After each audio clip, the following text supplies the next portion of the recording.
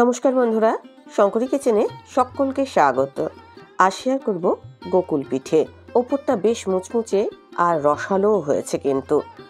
আর শীতকাল মানে পিঠে পার্বণ, সামনেই পৌষ সংক্রান্তি আছে, বানিয়ে নিতে পারেন। খুব সহজ একটা রেসিপি। আমি যেভাবে তৈরি করেছি তাতে পিঠেগুলো কিন্তু খুব সুস্বাদু হয়েছে। আর পারফেক্ট এইরকম গোকুল পিঠে আপনারা তৈরি করতে পারবেন। রেসিপিটা স্কিপ করবেন না, স্কিপ করলে কিন্তু এইরকমভাবে গোকুল পিঠে তৈরি করতে পারবেন না। স্টেপ বাই স্টেপ আপনাদের আমি দেখিয়ে দিচ্ছি। সবার প্রথমে আমি একটা ব্যাটার তৈরি করব। ব্যাটার তৈরি করবার জন্য আমি এখানে 80 গ্রাম ময়দা নিয়েছি। কাপের হিসাব ধরলে 1/3 কাপ। আর 60 গ্রাম নিয়েছি সুজি, কাপের হিসাবে 1/4 কাপ। এবার আমি 1 চা চামচের মধ্যে ঘি অ্যাড করে দিলাম। ভালো করে হাতের সাহায্যে ময়ান দিয়ে নেব। ঘিয়ের ময়ান দিলে খেতে সুস্বাদু হবে, তবে ঘি ছাড়া আপনারা সাদা তেলও দিতে পারেন। অল্প অল্প জল দিয়ে আমি একটা ঘন ব্যাটার তৈরি করব। যেরকম ময়দা মাখা হয় তার থেকে একটুখানি পাতলা। দেখুন এই রকম ব্যাটার আমি তৈরি করব। এখন তো সুজি এর মধ্যে রয়েছে, এটা ফুলে যাবে। এটা আমি 4 ঘন্টার জন্য রেস্ট দেব। গোকুল পিঠের ভেতরে একটা পুর থাকে, সেই পুরটা দেব নারকেলের। এখানে আমি হাফমালা নারকেল নিয়েছি, তার মধ্যে 2 টেবিল চামচ আমি গুড় দিয়েছি। এটা আখের গুড়ই আমি ব্যবহার করেছি। ভালো করে হাতের সাহায্যে মাখিয়ে নেব। কেউ এই যে পুরটা চিনি দিয়েও করতে পারেন, আর মিষ্টির পরিমাণটা কমিয়েও দিতে পারেন।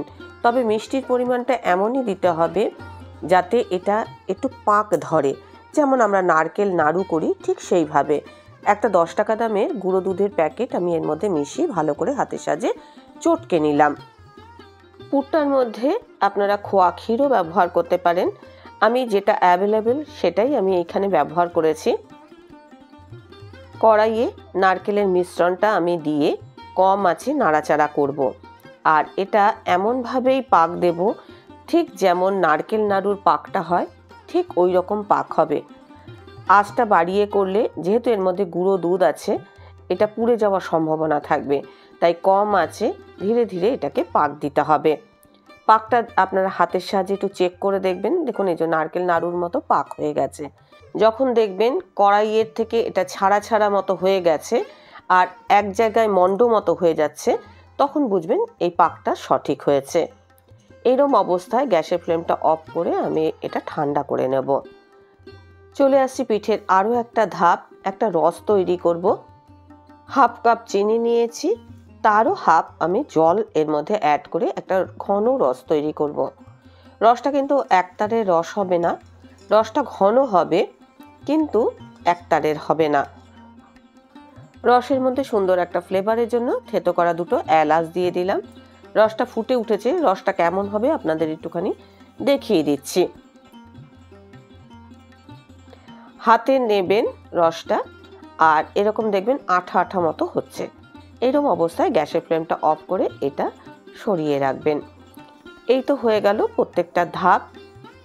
আজকের রেসিপিটা দেখার পর আপনাদের যদি ভালো লাগে তাহলে অবশ্যই একটা লাইক, শেয়ার ও কমেন্ট করবেন। বেল আইকন সমেত আমার চ্যানেলটা সাবস্ক্রাইব করে আমার পাশে থাকবেন। বেল আইকনটা ক্লিক করা থাকলে আমার যে কোনো রেসিপি বা আমি যাই আপলোড করি না কেন সবার আগে নোটিফিকেশন আপনার কাছেই পৌঁছে যাবে। 4 ঘন্টা পর ব্যাটারটা আপনাদের দেখিয়ে দিচ্ছি। একদম আঠা আঠা মতো একটা ব্যাটার তৈরি হয়েছে। এবার আমি জল দিয়ে ব্যাটারটাকে পাতলা করে নেব। ব্যাটারটা এমনভাবেই পাতলা করতে হবে যেমন হাত দিয়ে ধরলে এরকমভাবে একটা ফ্লো হয়। এদিকে দেখুন নারকেলের যে পুরটা আমি তৈরি করেছিলাম সেগুলো আমি গোল গোল করে আমি ভাগ করে নিচ্ছি। আমি যে পরিমাণ উপকরণ নিয়েছি তাতে 8টা মতো এইরকম গোকুল পিঠে তৈরি হবে। চপের পুরটা যেরকম তৈরি করি আমরা, ঠিক ওরকমভাবে এরকম চ্যাপ্টা করে নিতে হবে। পুরটা আমি চ্যাপ্টা চ্যাপ্টা করে রেডি করে রাখলাম। এদিকে কড়াইয়ে সাদা তেল গরম করতে দিয়ে দিয়েছি। ব্যাটারটা যে তৈরি করেছিলাম তার মধ্যে আমি 1 চিমটি নুন দিয়েছি। ভালো করে মিশিয়ে নিলাম। ব্যাটারটা কিন্তু খুব পাতলা করবেন না, ব্যাটারটা ঠিক আমি যেরকম দেখালাম সেই রকম তৈরি করবেন। এইবার এই যে পুরটা আমি ময়দার যে ব্যাটারটা তৈরি করেছিলাম সেই ব্যাটারের মধ্যে ডুবিয়ে আমি এখন তেলের মধ্যে ভেজে নেব। এক এক করে এই যে পিঠেগুলো আমি তেলের মধ্যে দেব।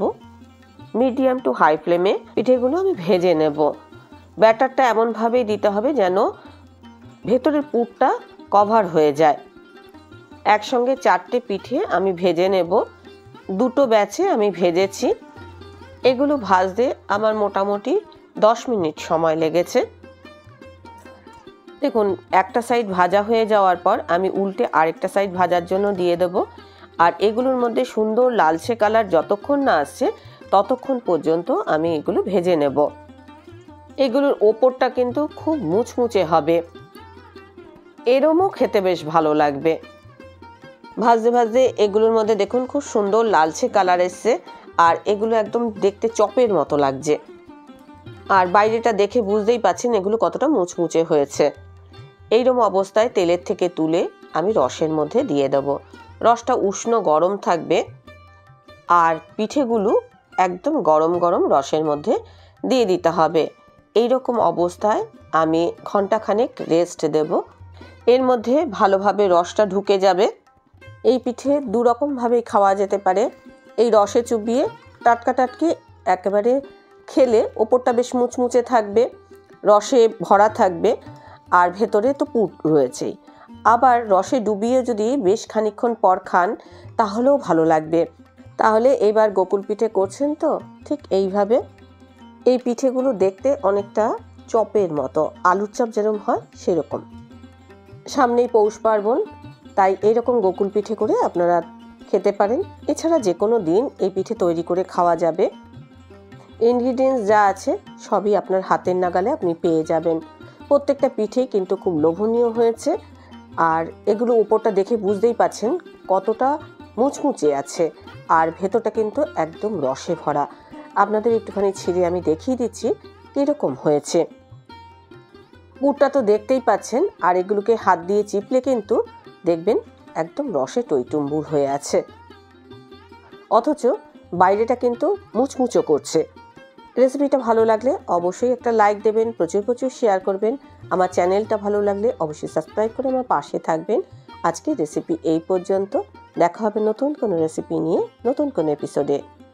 এতক্ষণ আমার সঙ্গে থাকার জন্য অনেক অনেক ধন্যবাদ।